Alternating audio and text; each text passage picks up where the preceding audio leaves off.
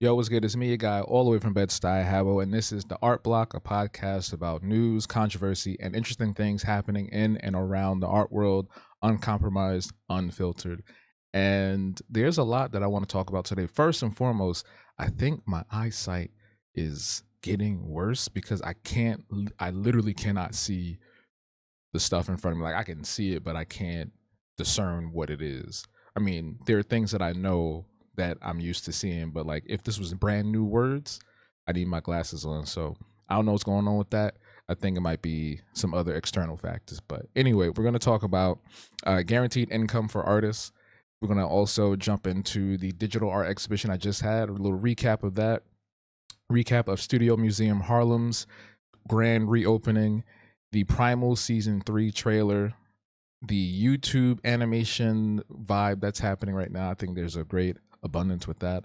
And also stolen art and stolen YouTube animation. And brand new thing we're trying out here, user question, audience questions. We got some stuff coming in that I will be answering live right here. Well, not live, this is pre-recorded, but I'll be answering right here on this episode. So first and foremost, if you didn't come to the members only live the other night, I gave a unfiltered and raw recap and review of my recent exhibition with Riva Gallery.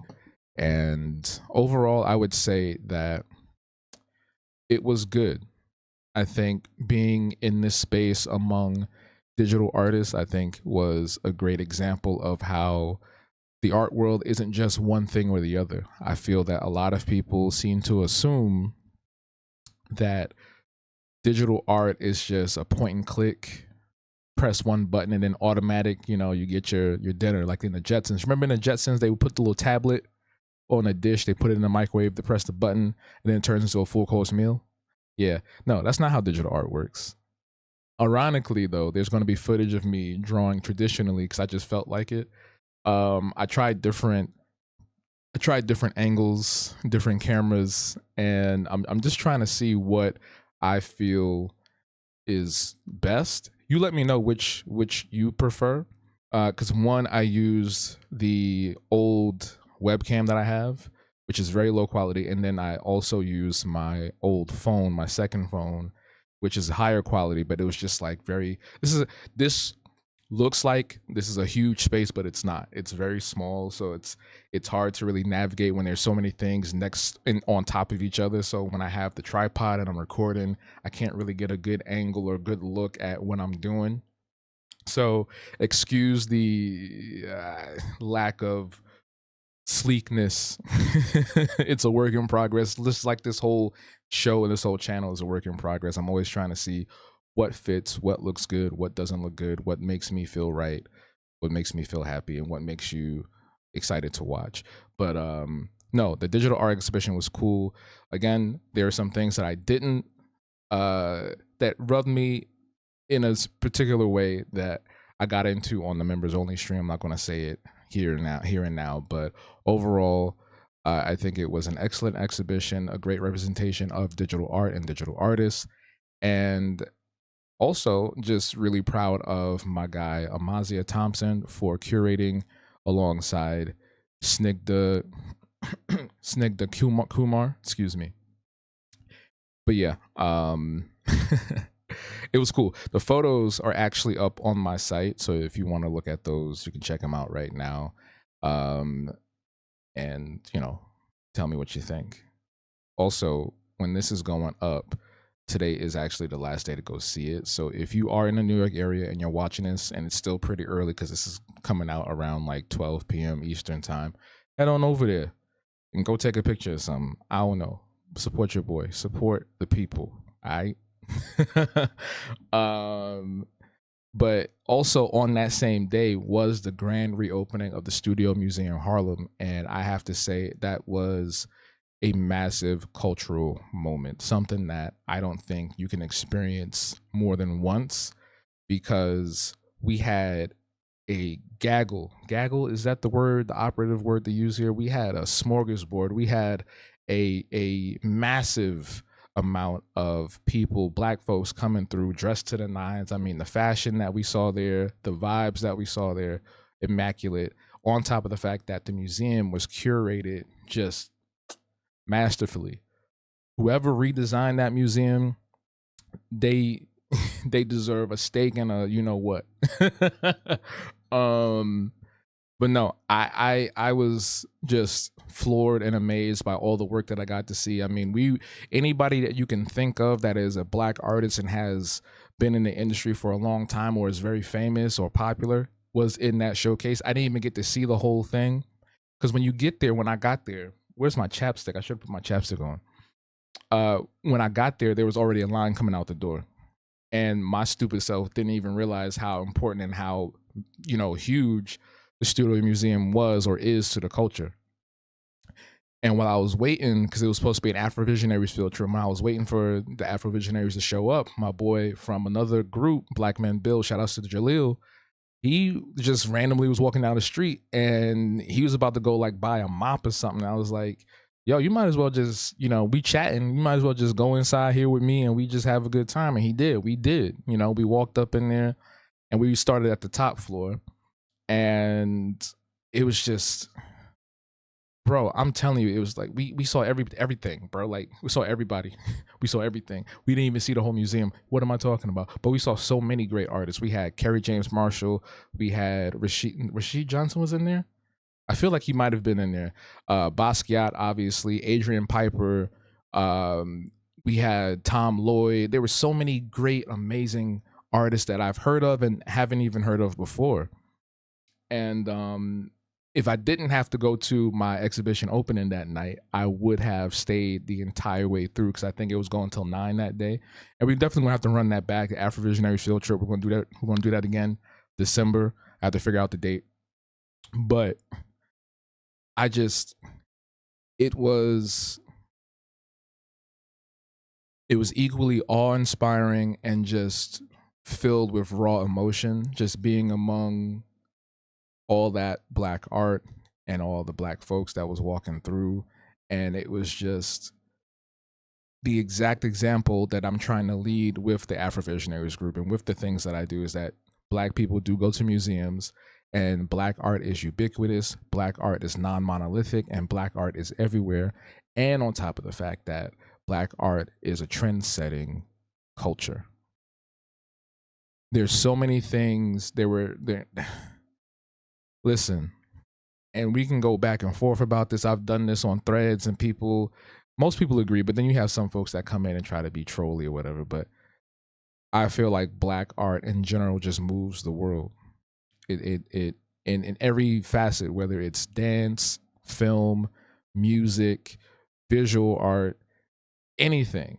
We are setting the what's the word? Goalposts. We are setting the example for the rest of this planet. Because look at how many people copy off of us. Look at how many people try to emulate us. Look at how many people try to pay homage to us. And that's across the diaspora. That's not just America. that's everywhere. We're talking Africa, we're talking South America, wherever black people are, we are the trendsetters. We are the tastemaker. Is that another operative word to use? Tastemaker? I don't even know. But definitely have to run that back. I highly recommend if you are in the New York area, if you ever are thinking of visiting New York and you want to go to a museum that is magnificently curated and just full of rich culture and care, definitely go to the Studio Museum Harlem. I believe the tickets are $16, which is significantly lower than what you would get at any other space. Most museums, off the top of my head, will cost you about $25 off rip. So the fact that Studio Museum is at 16, and I don't know if that was just for like the introductory period for like the next few months, or if that's a permanent thing, but that's pretty good. And if you are a student or you work with, any other institutions, you can also get in complimentary without having to do anything crazy. You just have to have your ID and your information there to show them. But yeah, go check that out. Go check that out for sure. I'm looking at my topics here because I forgot off the top of my head. Trying to run through this. Well, not run through. I'm not trying to rush. It's just sometimes, believe it or not, I do get a little anxious when I'm recording because I want I always want to present as like very refined and professional, and that's not something that's always going to happen all the time. So when I do make mistakes, I do get tight with myself. I'm very critical about everything that I do. I'm very critical about just about anything I do, whether it's sitting here and recording or outside in the world doing community work or whatever. I'm always very hypercritical. If somebody else ain't, I'm gonna be, regardless of what's going on. Um, so the next topic, man, I really need to get my chapstick. The next topic, and this will kind of go on for a little bit, is the subject of guaranteed income for artists. For those who don't know, or if you're new here, I was a recipient of the I was the recipient of the Creators Rebuild New York grant. This was during COVID. I want to say 2 or 3 years ago. And this was a program that was supposed to provide guaranteed money, income for artists for 18 months. And I was very fortunate because a lot of people applied. I think they said over 20,000 people applied or something like that. It was a large amount of people. So the fact that I was able to get in this pilot program was like a blessing, honestly. And everyone else that had gotten into it also shared the same sentiment that it was a complete blessing to be a part of this program. And through this, I realized how possible it is for artists to sustain themselves when they have some sort of community aid or mutual aid provided for them. And it's not through lack of trying anything else. It's not because, artists want to be lazy or they don't want to do anything or whatever the case may be. I believe the notion of guaranteed income is to sustain artists who are very active in their practice, but aren't able to make a certain measure or certain goal monetarily or financially. And even if they are, it's still a great safety net, in case other things fall through. Maybe you miss an opportunity or a gig doesn't, pay the full amount, or, someone scams you, whatever the case may be. It could be a different number, any number of things. But the guaranteed income was very, very beneficial. Some artists used it to obviously, because it was unrestricted. And if you've been to my grant writing workshops, you know that we talk about the different types of grants. And this one was unrestricted, meaning that you could use the funding for whatever you wanted. So if you wanted to get your hair done, or you wanted to get groceries, or fund a new project or new artistic venture, you could do whatever you wanted with the money. They didn't necessarily track you in terms of how you were spending it. There were meetups that I'd never had the chance to go to. I think most of them were virtual at the time, but there were meetups for a lot of the artists to network and mingle, and also chat with the organization Creators Rebuild New York, who were providing this funding. And this is not an isolated event. This is not an isolated circumstance. This is something that is happening. This is a conversation that has been ongoing. The program has since ended, and I don't believe they're starting it up again anytime soon, but they are working on ways. There are organizations like Community Change that are working on ways to bring bring guaranteed income to artists on a larger scale. And this is happening globally. Ireland just actually made that a permanent program. Now, there is a catch to it, because that doesn't mean every single artist is getting that. It's a rotating cycle. So I believe they get around 2,000 artists. I think it's 2,000 artists for the year. So if you're selected, you get that full year. And then after that, it goes to another person. I believe that's how it works over there. And I believe, correct me if I'm wrong, Iceland also made a permanent guaranteed income program as well. So shout outs to both Ireland and Iceland for doing a big one. And I do hope that other countries, other cities follow suit and follow through, because art is everywhere. And I do believe that, how many times am I going to say I do believe, I do believe, I do believe? What am I? Ripley's Believe It or Not. um, I feel that art and artists do not get the appreciation that they deserve majority of the time, especially if you grow up in especially if you grow up in a black household, or the home of Caribbean folks and whatnot, or just immigrants in general. Like if you come from a very particular background, right? Art is all around us, from the phones that we use every day to the cars that we drive to the street signs that we use to navigate our cities. These are all things that were designed by some type of artist. That could be a city planner, could be an architect, you know what I mean? The ads that we fall in love with that eventually get us to buy something, designed and created by artists, crafted by artists, copywriters, designers, you know? And it's so funny to me that people will go on the internet, or even in real life in the analog world, will just scoff at the idea of someone working as an artist professionally, even though they grew up watching cartoons, or probably watch cartoons now, or with their children, or whoever they are watching cartoons with. They will mock you until you get a real job, while they are utilizing a device called a video game console that is allowing them to go into a fantasy world created by teams of artists. Everyone that plays Call of Duty, NBA 2K, GTA, Arc Raiders, all these games were created by teams of artists that believe in something really amazing and want to share that with the world. So I find it very, very ironic that time and time again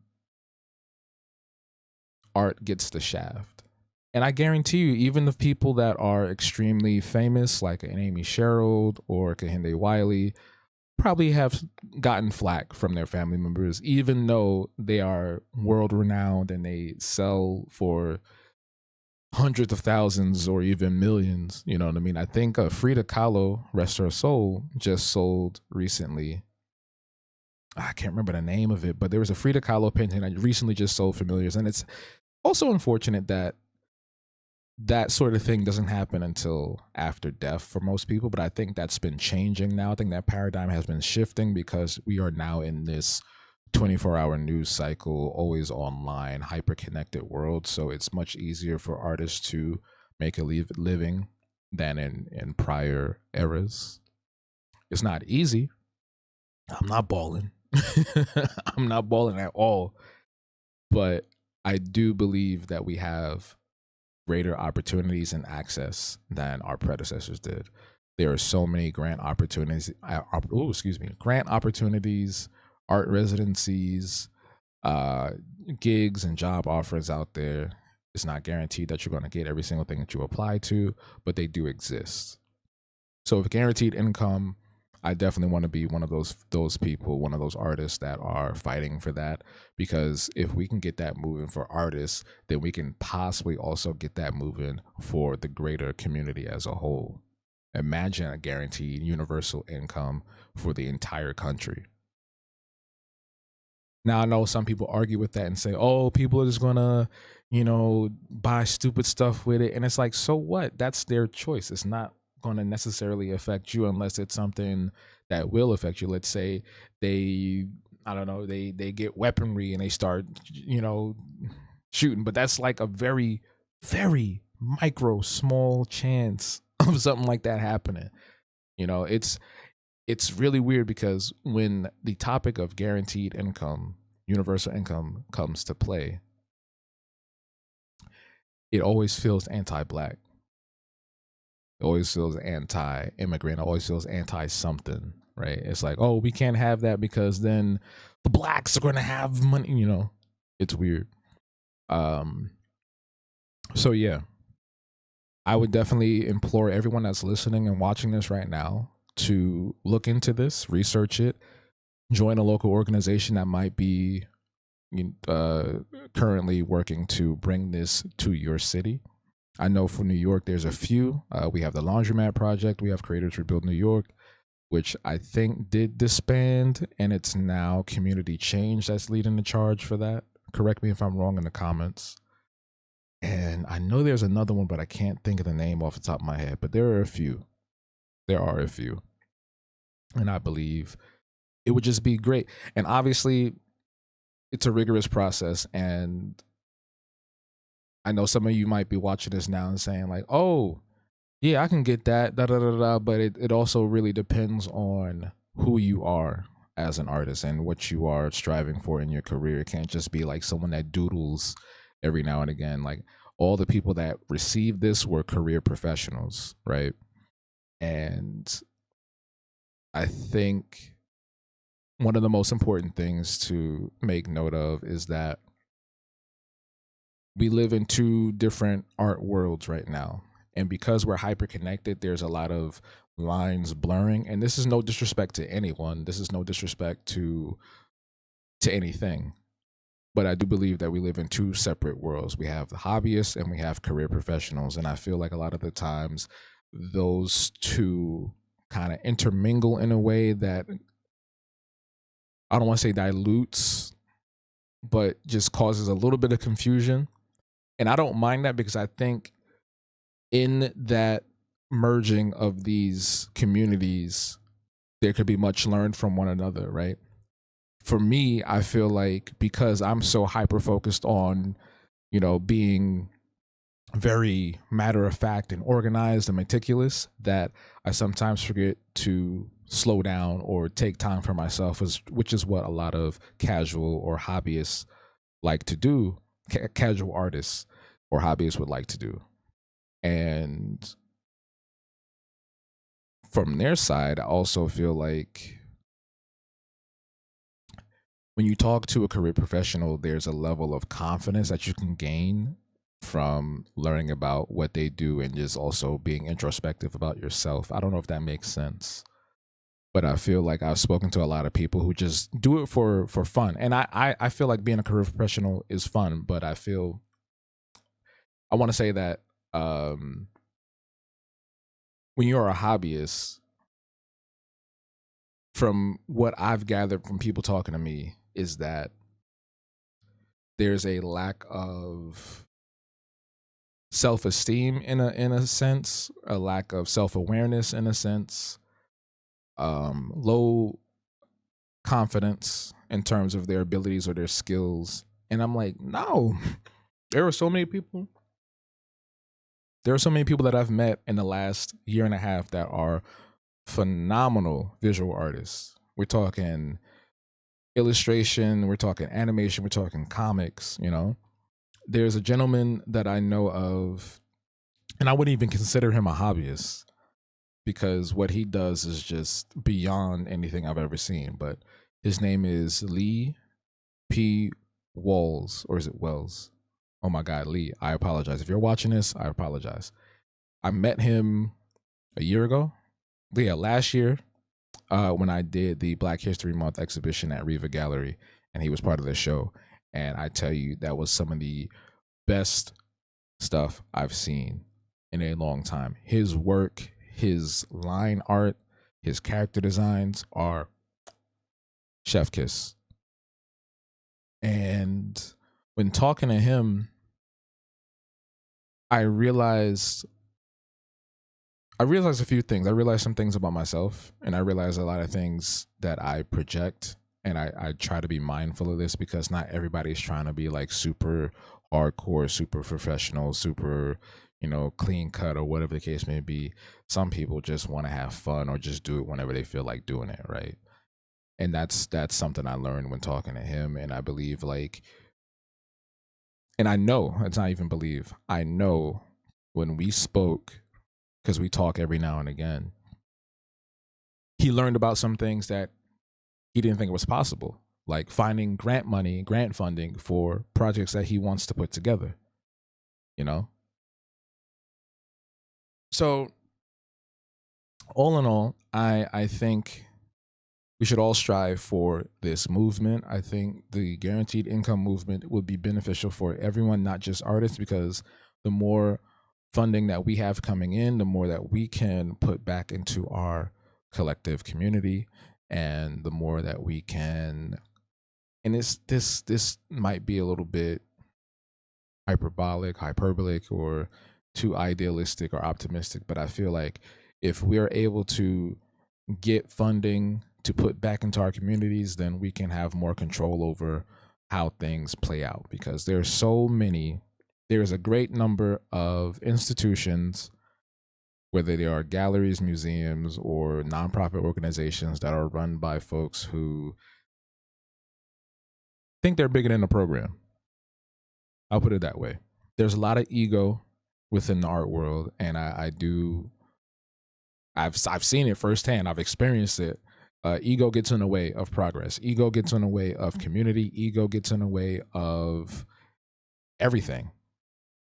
It stops things head on. It's like you get an axe and you cut the head off a snake. You know what I'm saying? And it's like, snake? I don't know if that was the right animal to use, but you get my point.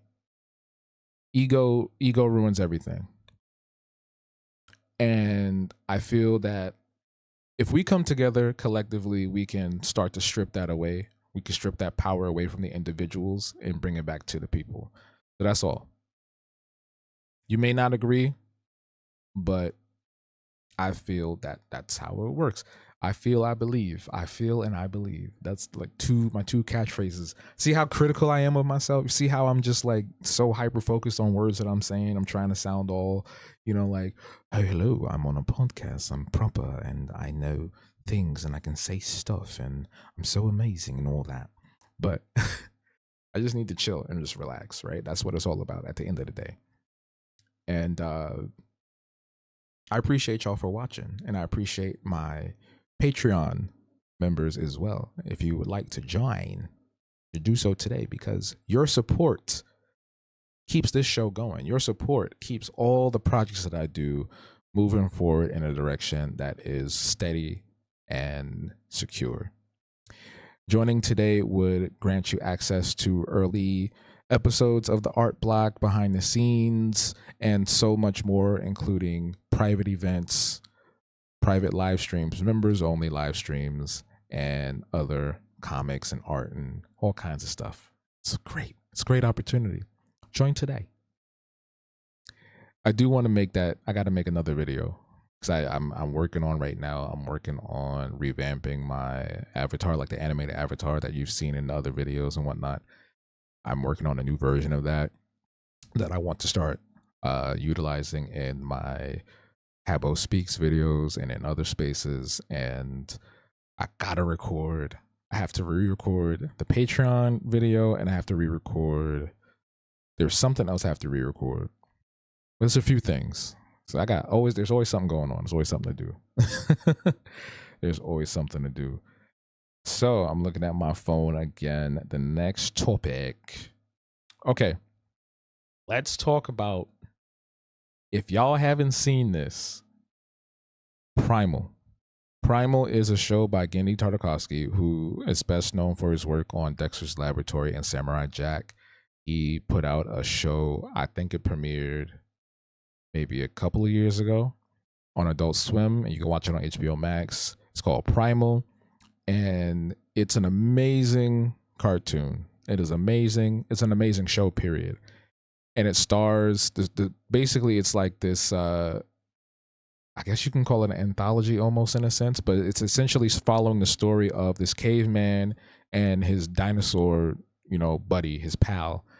And they're just traveling across prehistoric Earth and fighting demons and giant animals and bats and sorceresses and all manner of different things. And it's probably one of the most action heavy animated series you can probably watch right now. I think there's nothing else out right now that has as much action, gore, and fighting in it. On top of the fact that I don't think there's any other show that is also just pure, like, silent. I mean, there's grunting and whatnot and roaring and all the onomatopoeias and the sound effects and whatnot, but there's no dialogue. There's no actual dialogue that happens in the show. I think there's one episode where they might be yeah, I think there's one episode where characters do talk to each other, but that's like it's like a one-off episode. It's like a what if type episode, one of those what do you call it, filler, or well, I wouldn't even consider it filler, but it's like something that wasn't central to the plot. Let's put it that way. So it's a silent cartoon, and the choreography for the fight scenes is extraordinary. The character designs are really fun to look at. The backgrounds are awe-inspiring. Just everything about it is just a 10 out of 10 for me. And we thought that it was over. We thought it was done. And then a couple of days ago, I think last week, they dropped the trailer for season 3. And this new season looks even crazier than the last. And let me tell you something. I think that the old school, and this is going to sound a little like millennial boomerish or whatever, but I feel like the older generation of animators really knew how to tell a story and really have captivating cartoons, whether it was comedy, whether it's adventure, whether it was drama, or now recently horror, you know. Because like I've seen newer shows. I've seen newer shows. I'm currently watching Fiona and Cake, right?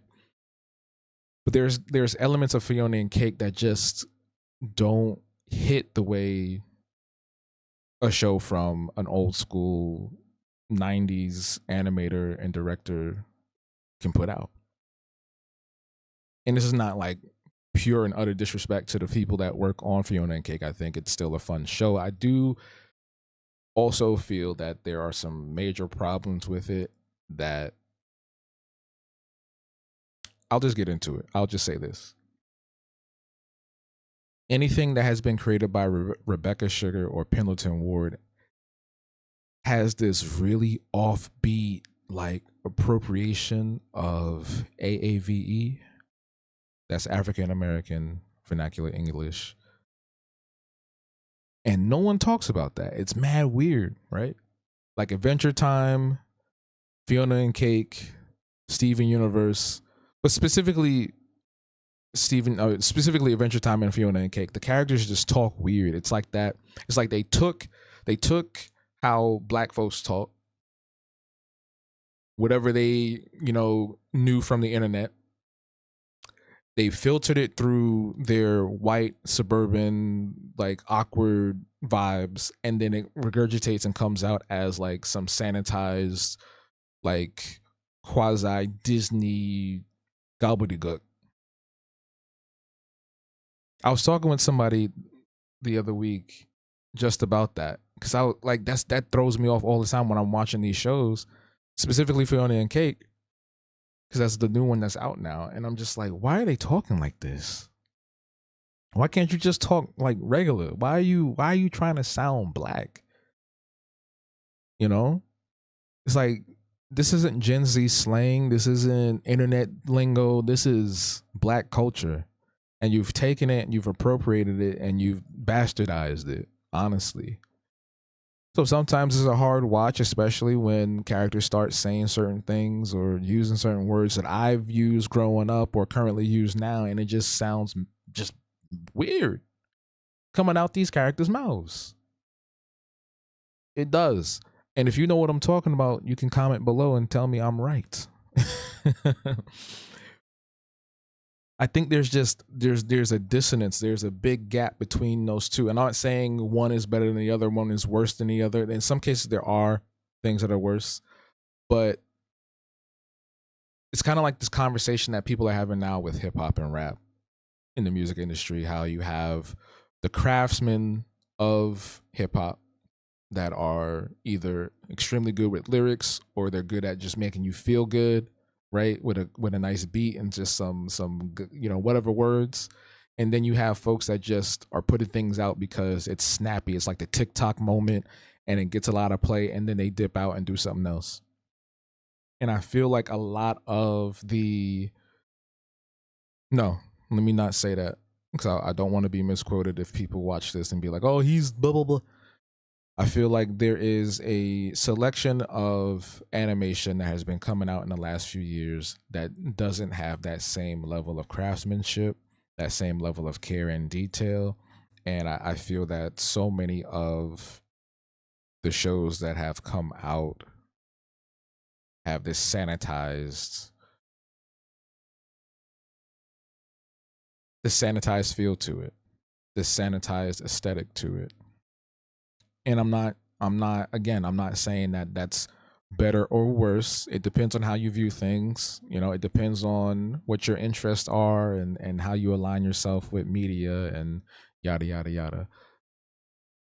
I just feel like a lot of the more classical shows, we're talking like early 2000s, 90s and prior. We're talking, you know, Eastern European animation. We're talking French animation. We're talking African. We're talking Latin American animation. Stuff that is off the beat, not on the mainstream channels. There's so much of it that exists now that follows those principles, which is ironic because a lot of the things that we see on TV networks is just, it doesn't have that anymore. And there are a few standouts. There are some that do stand out. Common Side Effects was another great example of that. But that also comes from an old school cartoon director, animator, artist. That's from Mike Judge, the guy who made Beavis and Butthead and King of the Hill. It has a very entirely different feel and aesthetic to it that you wouldn't get with someone like a Pendleton Ward. And I can't find the words to articulate it right now, but it's just like a certain dorky quirkiness that type of cartoon has that can be very off-putting to people that you would never see from a Genndy Tartakovsky or Craig McCracken or whatever the case may be, Mike Judge, whoever. Another show that just popped into my mind that was really excellent, it was called Lazarus. It was made by the same artist who did Cowboy Bebop. And that was a really good show. It lasted for, I think it was like, was it 13 episodes? It was short. I don't think it was that long. But it was good. I watched that on HBO Max and that was pretty excellent too. But I hope I'm making sense because it's just there are certain things that are in the mainstream areas that just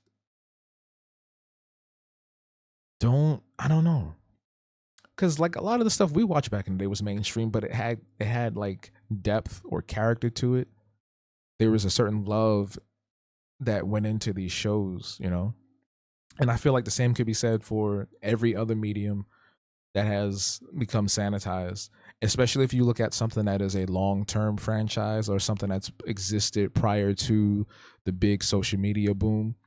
For instance, Skate. There's that new Skate game that came out, the free-to-play one with EA, and that has this incredibly just toned down, bare bones gameplay, aesthetic, and feel to it that is the entire antithesis of what the original trilogy was. I'm not talking about, you know, people making ramps and going off in the air and flying hundreds of feet and coming back down. We're not talking about that. It's the fact that in Skate, and I'm going a little bit off the rails here, my bad. It's the fact that in this new Skate, there are no NPCs, there's no cutscenes, there's no, you can't even, as far as I know, and I've stopped, wow, I've stopped playing it recently. There's no dark slides, you can't dark slide, you can't skitch. You know, they're more focused on putting in these random clothing items for the loot boxes so that you can just keep spending money to try to get stuff. It just, it doesn't feel like it was made by people who skate. It doesn't feel like it was made by people who understood what skateboarding was when it came to the video game realm as well. It just feels like they took an IP, they said, let's make this free to play and then push it out as much as we can. Let's try to advertise it everywhere. Let's try to make it seem cool. And the funny thing is, a lot of the ads felt more like classic skateboarding video game culture than the actual game itself. I don't know who the game is for. It's not for me. That's why I uninstalled it. I haven't touched it in.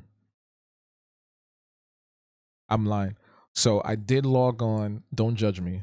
So I re-downloaded it just so I can get the Mass Effect items that were on the free shop, and then I uninstalled it because I'm that big of a Mass Effect fan. Don't judge me. But I didn't. I haven't actually played it. I've gone back to play Skate 2 and 3. I've gone back to play Session. I've gone back to play the Tony Hawk games, completely different style. But I'd rather play all those old things until eternity instead of playing the new Skate. And I just feel, yeah, that's just, yeah. I'm getting off the rails here. Even though video games are art, I don't want to just jump into me ranting about that because we can go on that for a long time too. I don't even know how we got on this conversation about Pendleton Ward and Rebecca Sugar, who I don't like. I don't like Rebecca Sugar. Y'all know why. Concrete. Look up Rebecca Sugar Concrete. Everybody excuses that. But we don't excuse that here. We don't excuse that here. But speaking of animation, there have been some incredible things I've seen on YouTube alone. YouTube and TikTok and sometimes Instagram, but mostly YouTube. There are so many incredible animators on this platform. It's insane that it's not acknowledged more. It's a shame that it's not as big as it needs to be. And in some ways I'm kind of okay with that because I don't want it to be polluted by a bunch of greedy people coming in and saying like, "Oh, we want to put this on Netflix and da da da da." And I'm not trying to stop nobody's bag. If somebody does come to you and they say they want to put you on a big network or whatever, consider it because that could be a good thing for you as long as you control it. But it's incredible. Indie animation is probably the biggest it's ever been now. It's probably the biggest it's ever been. And we're talking, anything from simple shorts like Sublo and Tangy Mustard from Aaron Long, or Safe Mode and Interface from Umami.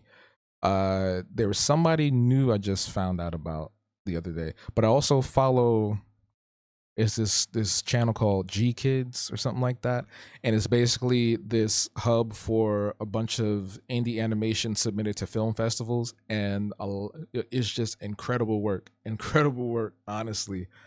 It don't even feel like you need a subscription to a streamer anymore.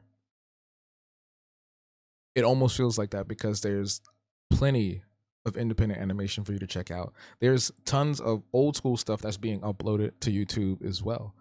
People that are archiving classic animated shorts and films that I've never seen before. I recently just watched Kirikou and the Sorceress by Michelle Ocelot.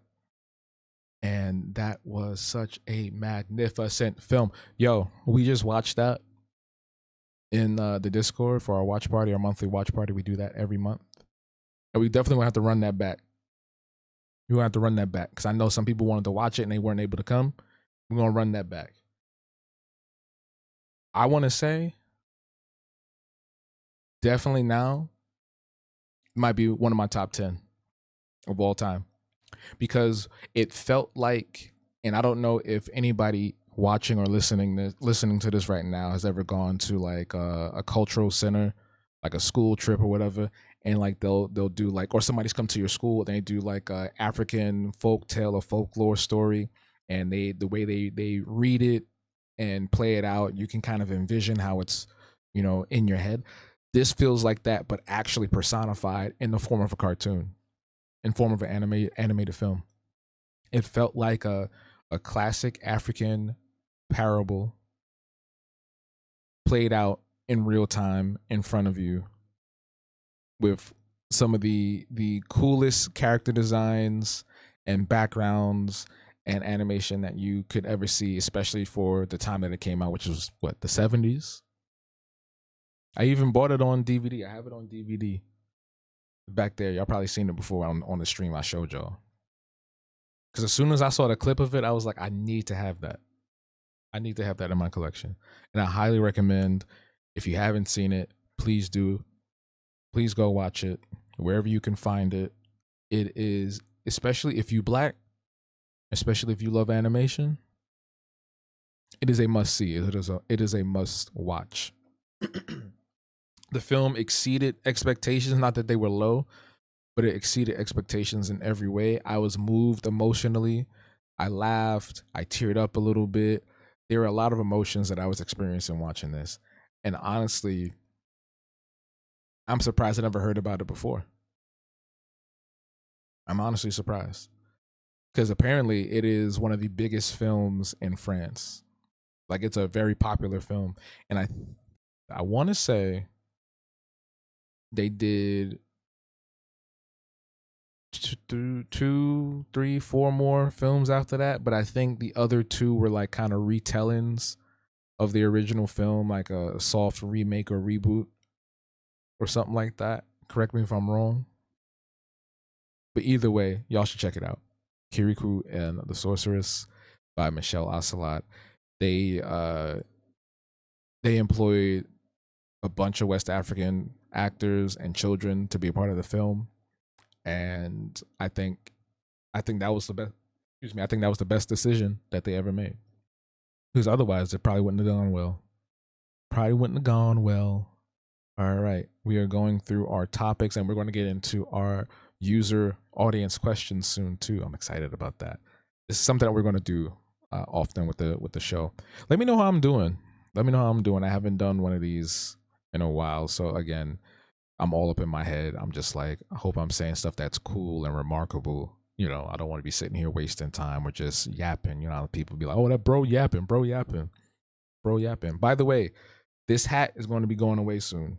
This version,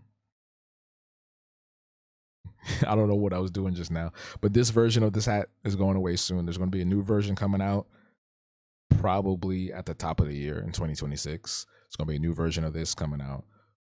It's going to be really dope. You're not going to believe what it is, but it's going to be really dope. But get this now. Get this now. Get this now.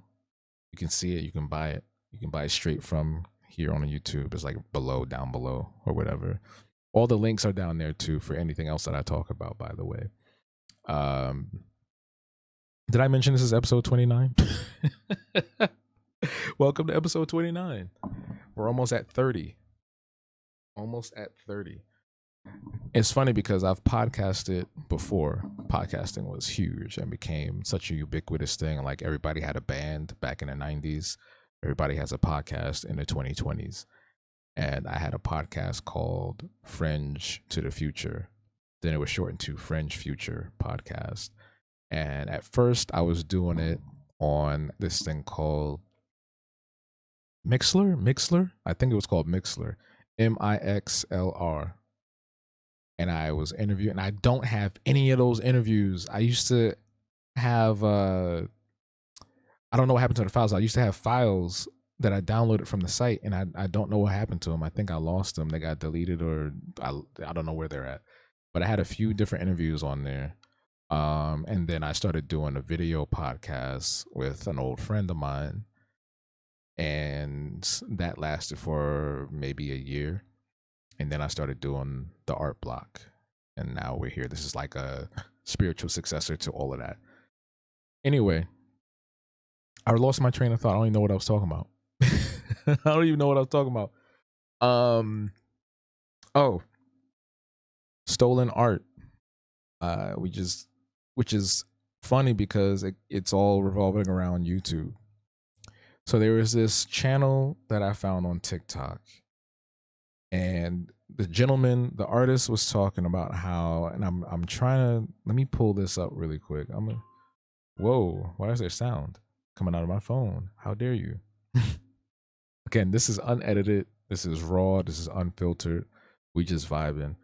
I'm trying to look through my favorites or my saves on TikTok because there is a gentleman who just put out a video about their work being stolen. Okay, they go by the name Youngster Series.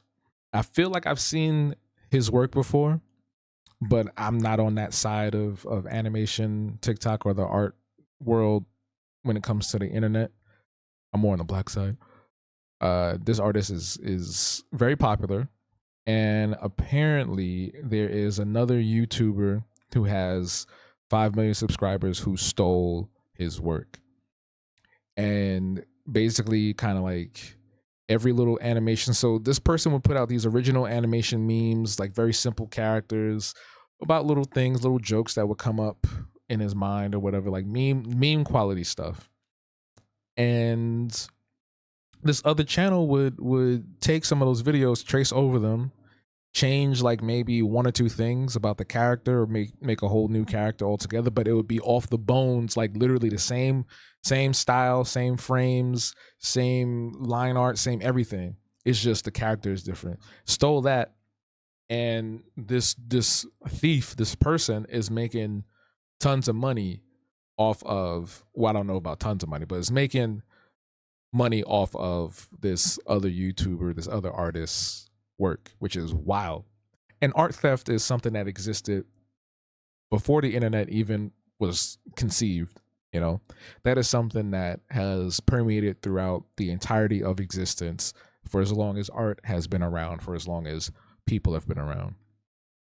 But I do see that it's become more egregious than ever. As someone who's also had his work stolen years ago on Facebook, it is an incredibly annoying thing to see. It's one thing to pay homage to somebody, you know, doing fan art of their characters or kind of following a trend that they started, but to outright copy the same exact thing, put it on your channel without crediting or referencing the original artist, and making money off of that is insane to me. Where's the integrity? Where's the integrity? You know? And in this video that the person put out, that youngster series put out, he mentioned that the followers on the thief's channel, they're like a younger audience, so they're skewed to a different perspective when it comes to art. So they see it as, oh, bro, it's not a big deal. It's just a trend, whatever. Da da da da. It's not that big of a deal.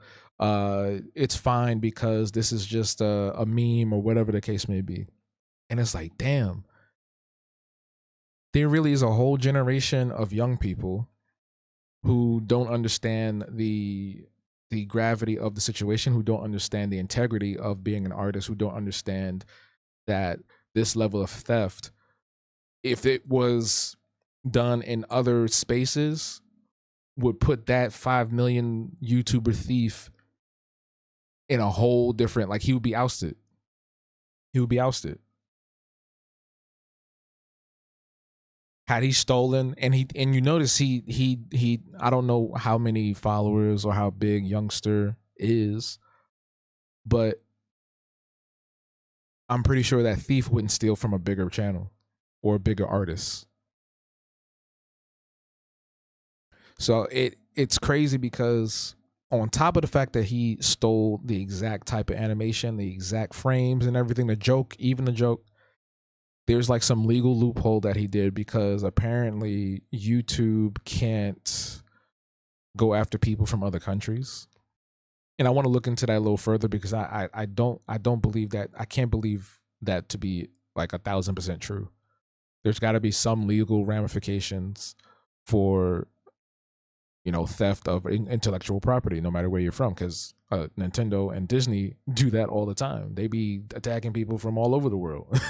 So there's got to be some recourse to be had when it comes to this. So I do feel for Youngster Series, and I do feel for anyone else that had their work stolen, because I know also in the hair sculpting scene, there's a controversy going on with Solar Being and another hair sculptor, and that's just crazy too. It's like, why can't y'all just get along? So in that instance, there was no theft. It was more of, well, no, I'll say this. Solar doesn't see the hair sculpting as theft because you can't own hair, unlike how you can own a character or, you know, a story. And the person that was taking her inspiration or taking her designs was striking her channel, whether it was Instagram or YouTube. And I'm like, how is that even possible? So instead of like coming together and being like, oh yeah, I sculpt too, let's vibe out and have a good time and collaborate, come up with new ideas, she decided to do this, the hair thief, you know. And it makes me wonder what is going on in this art world that is driving people insane. And the number one reason is money. I guarantee you. It's capitalism all the way down. It always comes back to either racism or capitalism, right? And it's like, why go through all that trouble? Because now you are looked at as someone who is untrustworthy. You are looked at as someone who is untalented. You're now looked at as someone who is just a complete asshole. Because people reference other people's work all the time. That's not a problem. But to outright steal it and then put a copyright strike on an animated film or someone's hair pictures is another level of insanity that I've never experienced and hope I'd never do. I would never do that. And I know people who have tried to steal my stuff. Years ago on Facebook, there was somebody in like Venezuela or something that was taking my characters and using them for their own page to promote like some game or something. And luckily, you know, they were talked down, but it was still like it was weird. Like, what are you doing? What are you doing? So yeah, I just if you are someone that loves animation, independent animation, you want to support emerging creators, I don't want to say small or established, I would definitely recommend checking out Youngster Series on TikTok. I don't know what they go by on YouTube, but I'm pretty sure their TikTok leads to their YouTube as well. I'm going to check out some of his videos and follow him just to, you know, out of solidarity and support and whatnot, because it's a terrible thing, especially when you work so hard to make ends meet with your work and you have to sit and come up with scripts and you design and animate and edit and do all the things that you have to do, because it's a long process to do an animation. If it takes a long time to do an illustration or a painting, imagine how long it takes to do an animated short. Even if it is 10 seconds, it takes mad long. So hopefully that situation is rectified. Hopefully the perpetrator is, you know, does face some repercussion, some consequence for their action at some point. And this is also a great reason to learn copyright law as well. And maybe I'll do an episode about that. Maybe it'll be a Habo Speaks episode or maybe a YouTube short or something like that. But I think it'll be really important for everyone to get acquainted with how that works here in America and abroad too. But we're going to transition over to our user generated questions. We're going to transfer over to that. Let me get that ready for you. I didn't even open up the email. Let me get that up right now, guys. And if you're watching this live on this premiere, or if you're watching this in the future as the regular video, please let me know what your favorite holiday snack is, because we're getting close to Thanksgiving and I'm feeling hungry. Your boy wants some yams. All right, we're ready for the Thanksgiving yams. Let me know what your favorite holiday snack or meal is while I pull this up and put on my glasses, because I can't even see my phone directly in front of me. Yes, I can. All right, so we have 3 questions. Actually, we have 3 questions. So this is, before I even start this, user generated questions, audience questions is something that I want to do every episode. It could be a whole entire episode dedicated to questions. It could be a few questions an episode. Sometimes I might do them in the beginning. Sometimes I might do it in the middle. Sometimes I might do it in the end. But they will be answered. And I think it's a great way for us to get to know each other and, you know, learn some new stuff depending on what the question is. I'm gonna put my glasses on anyway. I can still see, but I want to see better. So this comes from, we have 4 questions. Jeez. All right, we got 4 questions from Jasmine Woods, recent community member and YouTube member as well. I believe she's also a Patreon member too. So thank you for supporting on both those platforms. Appreciate that very much. So the first question is, who are your favorite animators and why? I guess I can go back to who I was just talking about. I feel like most of the people that I truly enjoy were from the classic era, like the early 90s, 2000s. You got your Genndy Tartakovskys, Samurai Jack and Dexter, Craig McCracken, Powerpuff Girls, Tex Avery and Chuck Jones, Looney Tunes, Tom and Jerry. Jamie Hewlett is also really amazing. I don't actually know if he animates every single thing for the Gorillas, because I know they've outsourced their stuff to French studios in the past, but he's also extraordinary too. There's also Floyd Norman, who worked for Disney, black artist that worked for Disney. Dwayne McDuffie, who created Static Shock, and we also had oh my god, can't remember always forget his name, but the dude who ended up making Bebe's Kids and Proud Family, another black artist as well. So those are a few, and I like them because, again, there is a certain level of craftsmanship that comes from their work. You can tell that there's a great level of care and detail that goes into each frame. Sometimes you might see a little inside joke or adult joke thrown in there, especially if it's a kid's cartoon, that you don't notice until later on in life. Another one just popped in my head, John Dilworth, Courage the Calorie Dog. You know what I'm saying? Like, classic, amazing show, out there, bizarre. These animators weren't afraid to push the envelope, especially if they were on the Cartoon Network side of the animation world, because Disney and Nickelodeon, while they did have some funky cartoons here and there, Cartoon Network always came off as the punk rock, black sheep kid of the animation industry, because they was always pushing the envelope. They was always doing something different and crazy and wacky and weird. You know, have you seen Cow and Chicken? You know, so thank you for that question. That's a great icebreaker. What is the most recent piece of art or media that has inspired you?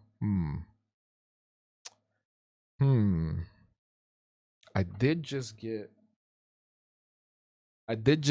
the, maybe would y'all be interested in like a members only art book tour? You want to do that? Because I did just get the Metroid Prime retrospective art book, and I haven't played through the entire trilogy. I'm actually playing through Metroid Prime for the first time right now on my Switch, and I think Metroid is probably one of the greatest series to come from Nintendo. It's so incredibly different from everything else they've put out. It feels mature. It feels dark and gritty, as opposed to a lot of the more playful things that they put out, like Pokemon, Mario, Donkey Kong.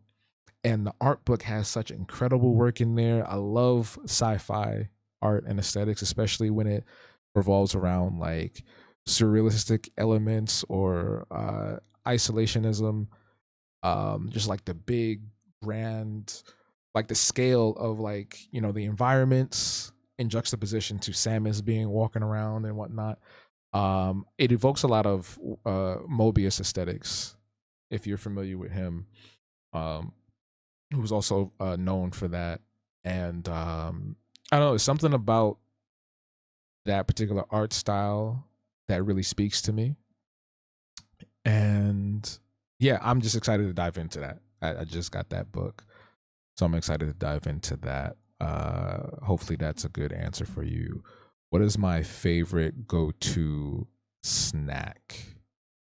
Go-to movie watching snack?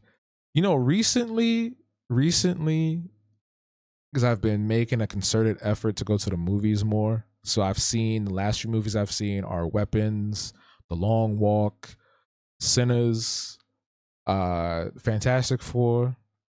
What else did I see? I saw something else in the movies recently, and I can't remember what it was now. Oh, I saw the new Spike Lee movie that came out a while back, Highest to Lowest. There was a few. There was a handful of movies I saw in the theaters recently, and I don't know. I've kind of resorted back to just like default popcorn, like movie theater butter popcorn. At Alamo Draft House, you can get different types of popcorn. So one time I got churro, which was decent. It was a lot though, because they give you a big ass bowl, so it was a lot, and it was like a little bit too sweet sometimes, so it was just hard to get through, especially after it gets cold. I feel like those big bowls are made for multiple people, and they should like maybe make them a little smaller. But that's been my go-to. Other than that, I don't really eat at the movies. Like I don't when I go to the movies, I just want to watch the movie. But recently, that's been the thing: popcorn for sure. Here's another one, and we have I think a couple of more from another audience member as well. So yeah, we're gonna end this off on a bang with audience participation. What do BB and Bemi want for Christmas? Money.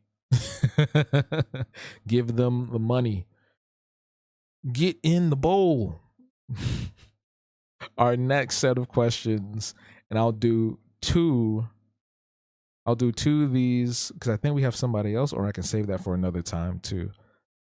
You know what? I'll do all of them. I'll do all of them because Coco went out her way to put these questions out here. So I'm gonna do all of these. How do you overcome? Thank you to Coco for submitting these. How do you overcome artist block, a creative block? It could be a different number of things. For me personally, going outside, just going for a walk. When I was skating a lot more, I would go skate around. Looking at other, film and comics and art really helps. Being in a actual physical space to view it, like a museum or a gallery. Take time away. Play a video game or two. Do something completely different. You know, and rest. I think resting is the most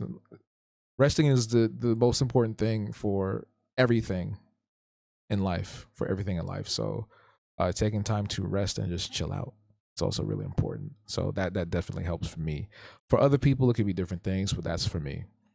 How do you decide which exhibitions to present your work at? It's all on who the organization is, what they represent, and what they stand for, and if they treat their artists really well. So there have been institutions and organizations I've worked with that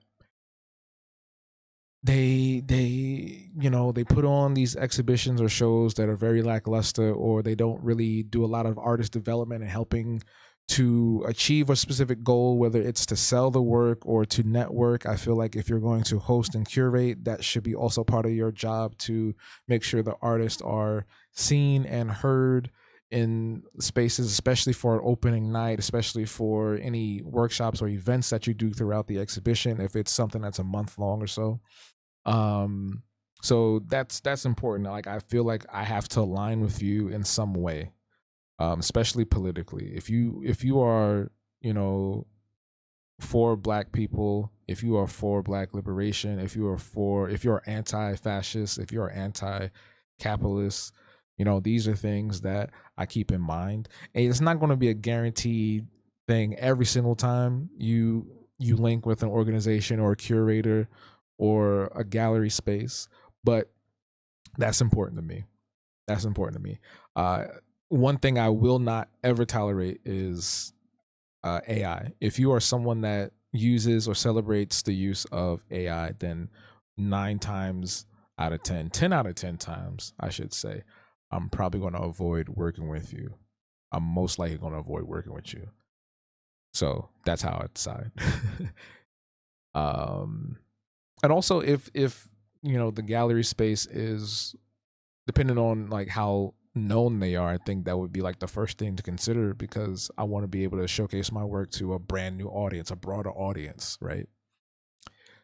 What do you think people misunderstand the most about digital art or artists in general? That's a great question, and that goes back to what I was saying earlier, in that the misconception that digital art gets is the fact that people believe it's automated.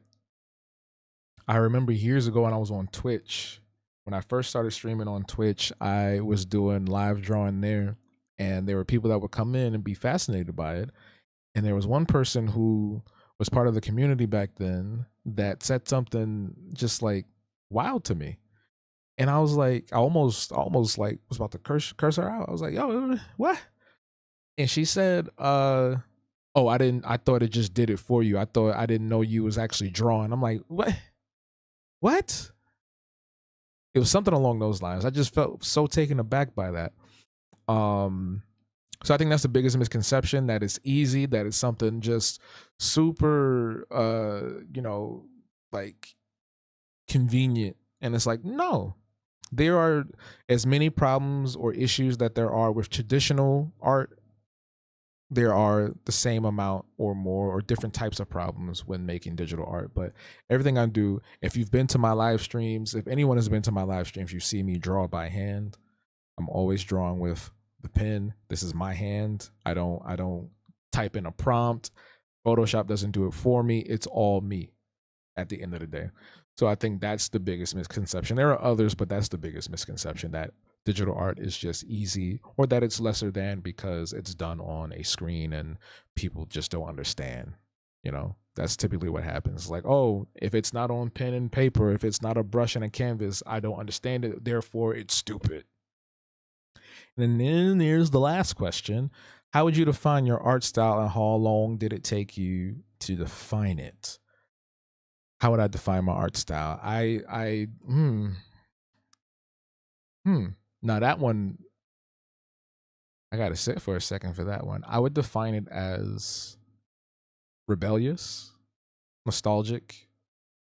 I think that it's something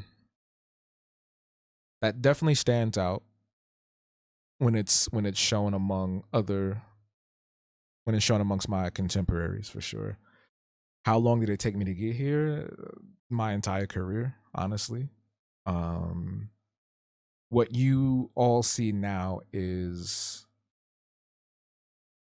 a lifetime of trying to figure out who I want to be as an artist. Who is Habo? What does my work present? What does my work represent, I should say? Drawing in inspirations from other artists, life, people I know, Black culture, and just wrapping that up into what I have now. If you look at something from 2008 till now, and I often will revisit, older pieces and do a comparison or redo one, which I should do. I think I'm due for another then versus now.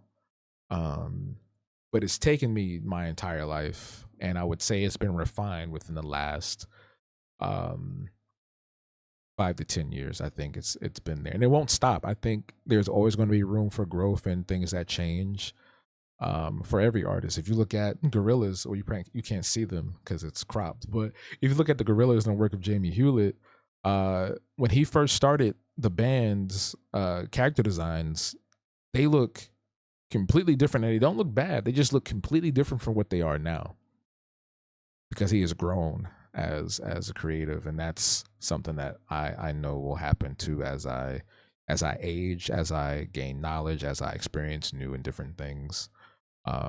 So yeah, I would define and see my art as like rebellious, nostalgic, and I guess vibrant too.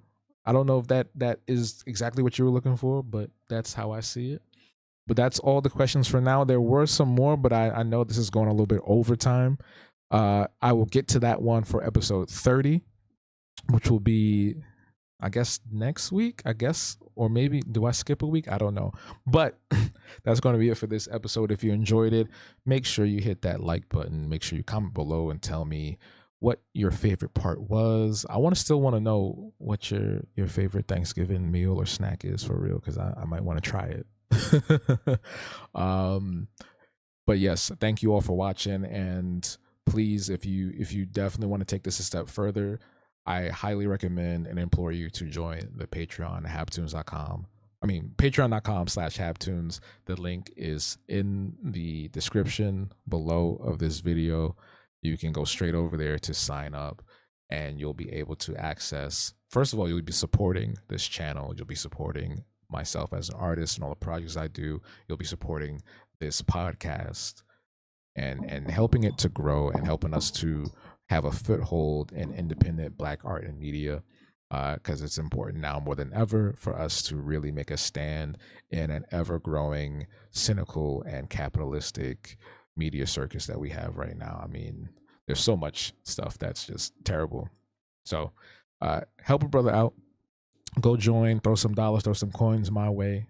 I really, really would appreciate that. You can join for just $1 a month, but the higher tiers will also give you access to a plethora of different rewards and benefits, early access to episodes of the Art Block, behind the scenes of upcoming projects and events, exclusive and members only live streams, videos, and so much more. There's a lot. There's a lot that we do over on Patreon. And right now I'm actually getting into development season for a brand new series, a brand new comic series that I'm sure you all will enjoy. So if you want to see the progress of that and you want to support a new Black comic that is coming out, head over to Patreon, patreon.com/habtunes. Do it. Thank you.